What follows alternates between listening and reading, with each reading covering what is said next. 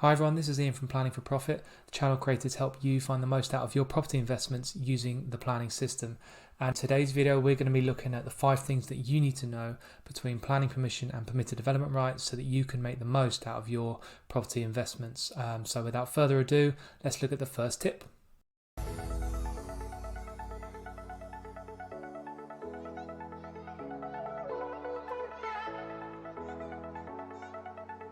First thing that you need to know between permitted development rights and the planning permission is that permitted development rights are a way of quickening the planning process. So they were created so that there was assurance over certain types of development, like extending your house, changing the use, adding stories on a block of buildings. There's a series of criteria in a document we'll talk about that makes it clear what is and what isn't acceptable. Planning permission is a whole different process. You can apply to do anything you want under planning permission, but there are a lot of things that come into that. Things like consultation, things like affordable housing requirements, and a whole host of other benefits that the local planning authority will try and secure through planning permission. Permitted development rights, there isn't that. It's just what's acceptable and what's not. Can you build it or not? So that's the first thing, and it's a really key thing because a lot of people aren't quite sure on that one. So let's go to the second one.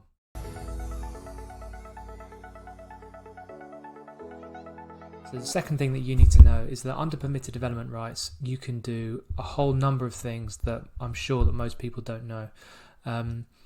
Permitted development rights come from an order, and it's called the General Permitted Development Order.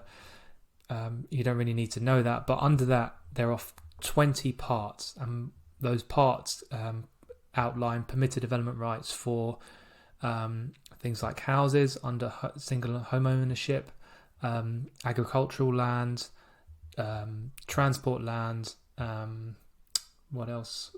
Forestry, and there's also another big one which is a more recently added part for the construction of new dwelling houses.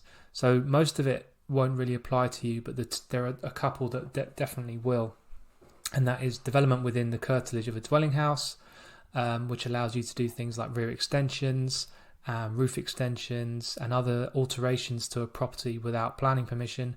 And the other one is the newly added Part 20, which allows you to build new flats or houses on certain types of buildings, and that is a real kind of game changer, and it's a real opportunity for a lot of people that know how to navigate it properly. So there is a lot you can do with permitted development. If you're a property owner, this is very relevant, but even if you're not, even if you're into agricultural, you have agricultural holdings or forestry holdings, it's important to know as well. So you can do a hell of a lot under permitted development rights.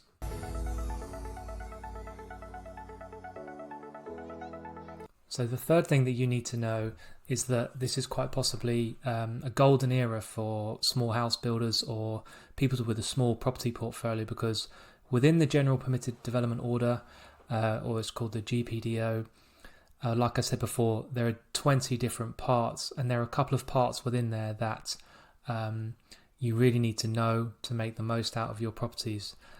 Part 1 is the development within the curtilage of a dwelling house.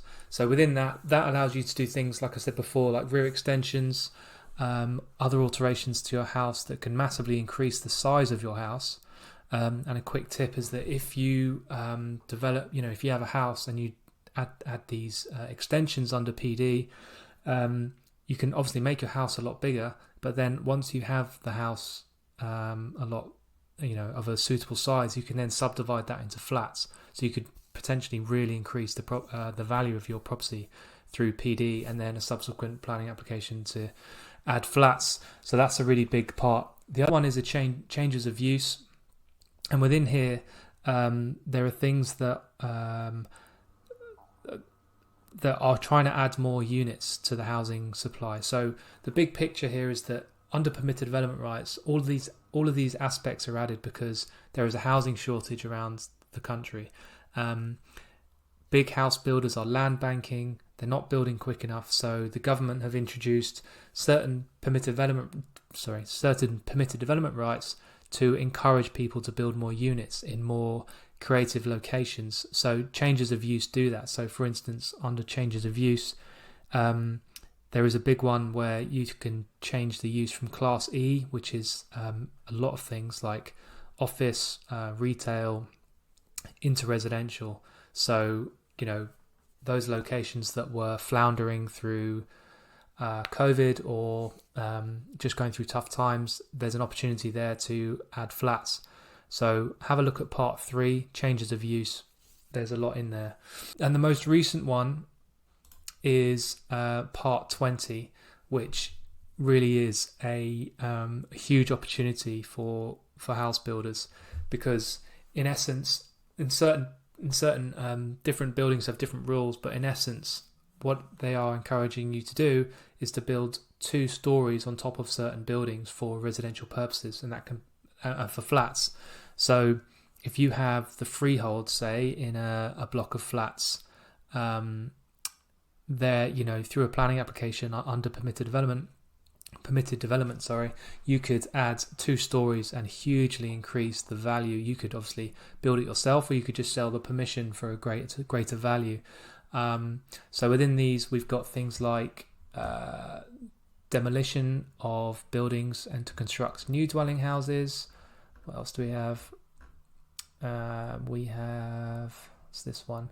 New dwelling houses on detached blocks of flats. So that's you can build up to 2 stories on detached blocks of flats for new dwelling houses. The next one is new dwelling houses on detached buildings in commercial or mixed use. So yeah, it is what it says. So if you have an office block, you could put 2 stories on top of that for flats. So have a look at part 20. There's a lot in there. There are a couple of restrictions in there as well, but the big picture is, like I said before, this is a really important time for house building. The country's in a massive deficit. There's too many people. There's not enough supply. So these measures are put in place to encourage people to build new houses. So really have a look at that. And once you understand the process, then you can really do well out of permitted development.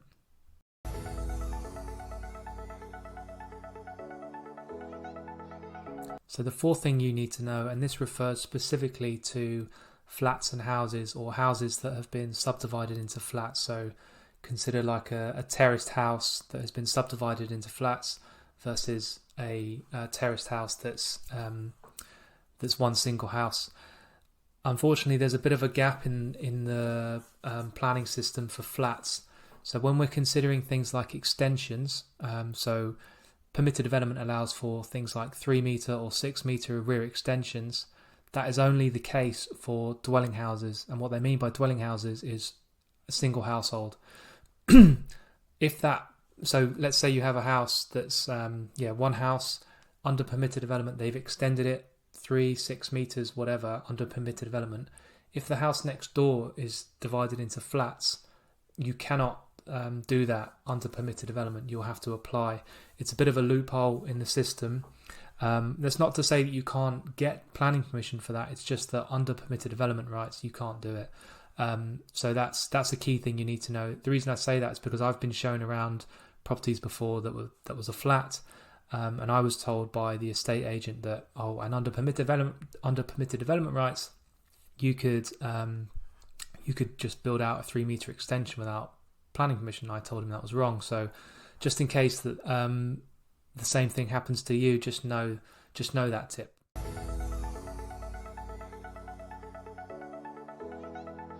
So the 5th tip, and I'll keep this one brief, is that whilst there are permitted development rights for a number of things that we've talked about already, there are restrictions in each of those. So once you decide that you think you can benefit from permitted development rights, just check your property. Is it a listed building? Is it in a conservation area? Is it in an area of outstanding natural beauty? There's a certain bit of PD that doesn't allow you to do it if your property was built after 2018, for instance, or pre-1948. And also When you're getting into the rear extensions, there are certain limits on depths and how close you can go to kind of boundaries. So all these things are possible, but you'll need to check your design to make sure that it complies with the restrictions in the order. So just check that before you do it.